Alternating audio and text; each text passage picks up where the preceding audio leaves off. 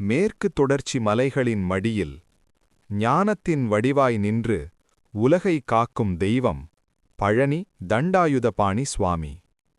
நம்பிக்கை கொண்டு வரும் புனித மலை. இவன் பெயர் ரமேஷ். வயது 32. ஒரு காலத்தில் கனவுகளால் நிரம்பிய வாழ்க்கை. இன்று கடன், தோல்வி, வேதனை மட்டுமே. அந்த இரவு ஒளி அணைந்த வீட்டின் ஒரு மூலையில் அமர்ந்து கண்ணீரோடு அவன் கேட்ட கேள்வி ஒன்றே ஒன்று. கந்தா, நான் என்ன தவறு செய்தேன்? அதே இரவு அவனது கனவில் தோன்றினார் ஒரு சிறுவனாய். கையில் தண்டம், முகத்தில் கருணை. பழனிமலையின் மேல் நின்றபடி, பழனி வா, உன் சுமையை என்கிட்ட வை என்று அழைத்தார். திடீரென விழித்தான் ரமேஷ். இதயம் வேகமாக துடித்தது. இது கனவா, இல்லை ஆண்டவர் அழைப்பா? அடுத்த நாளே கையில் இருந்த கடைசி பணத்துடன் பழனி நோக்கி பயணம்.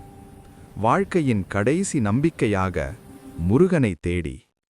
மலைப்படிகளில் கால் தூக்கி வைக்கும் ஒவ்வொரு அடியும் ஒரு வலி, ஒரு தோல்வி, ஒரு கண்ணீர். கந்தா, நான் தோற்றவன்தான், ஆனா உன் பக்தன். சந்நிதியில் நின்ற அந்த நிமிடம் வார்த்தைகள் வரவில்லை, கண்ணீர் மட்டும். அவனுக்கு முன் அமைதியாய் நின்றார் பழனி ஆண்டவர். பஞ்சாமிர்த அபிஷேகம் தொடங்கியது. திருமேனியில் வழிந்த அந்த இனிமை, அதே மணம், அவன் கனவில் உணர்ந்த அதே வாசனை. அந்த நிமிடம் உடலும் மனமும் கரைந்தது. தெய்வ அனுபவத்தின் உச்சத்தில் ரமேஷ் மயங்கி விழுந்தான். அது மயக்கமல்ல, அது அருள். அந்த நிலையில் அவன் கண்டது ஒரு சிறுவனல்ல, ஒரு பேரொளி. முருகன் ஜோதியாக மாறி கூறினார், பயப்படாதே, இது உன் முடிவு இல்லை. நீ நேர்மையாயிரு, நான் உன்னோட இருக்கேன். விழித்தபோது மனத்தில் அமைதி. அதே நாளில் ஒரு தொலைபேசி அழைப்பு. வாழ்க்கையை மாற்றிய செய்தி. ஆண்டவர் சொன்ன வார்த்தைகள் உண்மையாயின. இன்று ரமேஷ் வெற்றி பெற்ற மனிதன். ஆனால் அவன் பெருமை பேசவில்லை.